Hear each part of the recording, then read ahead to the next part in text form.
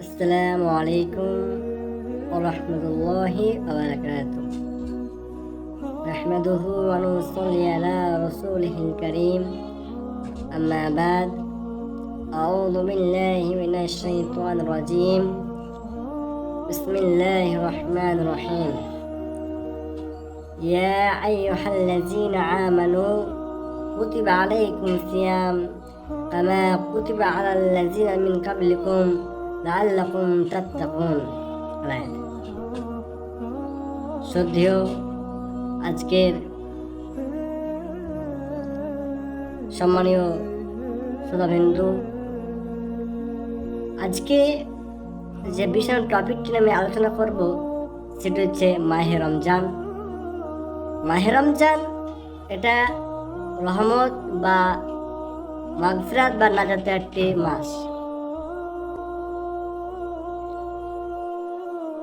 মাহে রমজান হলো আল্লাহ তাআলার পক্ষ থেকে আমাদের জন্য এক বিশেষ উপহার।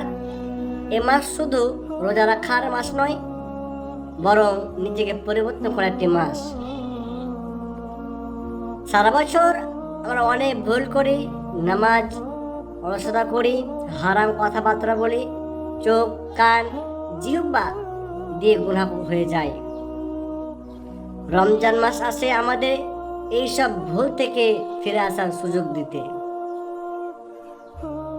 আমরা জানবো যে রোজা কেন ফরজ করা হয়েছে আমাদের কাছে।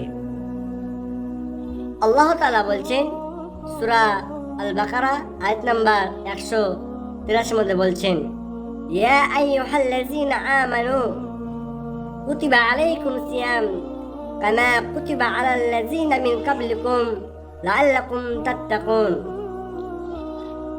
আল্লাহ তাআলা বলছেন, হে ঈমানদারগণ, তোমাদের উপর রোজা ফরজ করা হয়েছে যেমন ফরজ করা হয়েছিল তোমাদের পূর্বপুরুষদের উপর, ওরভাবে তোমাদের উপর কি হলো, রোজা ফরজ করা হয়েছে।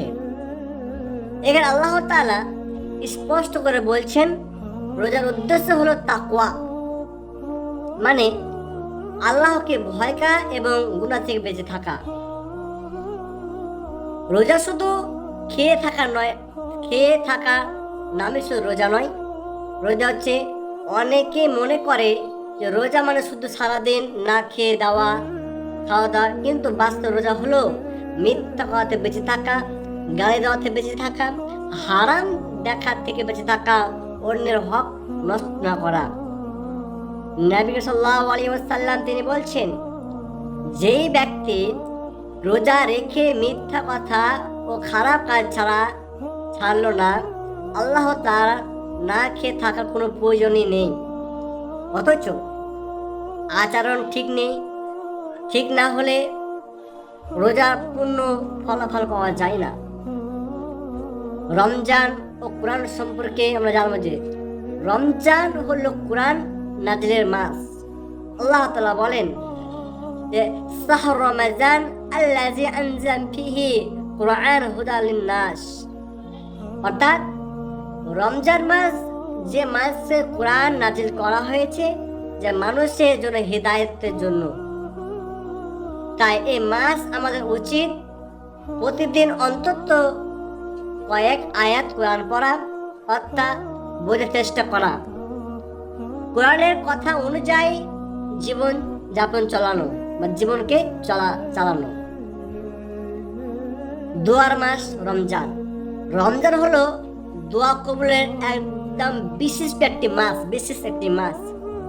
ইফতারের সময়, শেষ রাতে, কদর রাতে, এই সময়গুলোতে আল্লাহ রাব্বুল আলামিন কাছে কান্নাকাটি করে চাইলে তিনি ফিরিয়ে দেন না। আমাদের উচিত শুধু এই দুনিয়ার জন্য নয়, বরং বলা উচিত, হে আল্লাহ, আমাকে ভালো মানুষ বানিয়ে দাও, হে আল্লাহ, আমার গুনাহগুলোকে মাফ করে দিও। শেষে আমি একটাই কথা বলতে চাই, প্রিয় ভাই ও বোনেরা, রমজান খুব দ্রুত চলে যায়, আজ আছে কাল নেই। আসুন আমরা এই মাহে রমজানকে, এই মাসকে কাজে লাগাই, নামাজ ঠিক করে, চরিত্র ঠিক করে আল্লাহ দিকে ফিরে যাই। হয়তো এই রমজানটা আমাদের জীবনের শেষ রমজান, আল্লাহ তাআলা যেন আমাদেরকে সবাইকে এই রমজানের শিক্ষা গ্রহণ করার তৌফিক দান করেন। সকলে আমিন। আসসালামু আলাইকুম ওয়া রাহমাতুল্লাহি ওয়া বারাকাতুহু।